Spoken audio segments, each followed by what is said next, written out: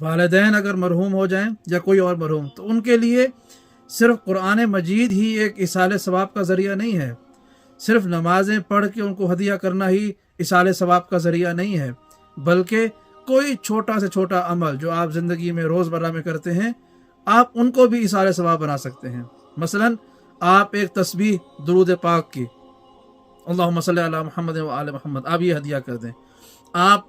किसी को सदका खैरात दे दें, किसी को रास्ता सड़क पार करवा दें, कोई ऐसा परेशान मोमिन आप उसको देखकर उसकी परेशानी में उसके गम को सारी कर दें, सदका जारिया है। आप कोई ऐसा काम कर दें कि जो बहुत देखने में मामूली सा हो, मसलन आप कुछ भी ना कर सकें, जनाब सैयदा के कातिलों पर लानत भेज दें और इसका अजर अपने वालिदैन की अरवाह को भेज दें, ये भी बारगाह इज़्ज़ती में कबूल होगा। और दिन में आप जो भी नेक अमल करें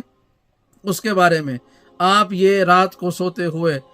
अल्लाह की बारगाह में दुआ करें कि ए परवरदिगार, आज मैंने दिन में जो भी अमल किए हैं इनका अजर मेरे वालिदैन की रूह को दे दे, खुदा इस पर भी आपके वालिदैन के दर्जात को बुलंद कर देगा।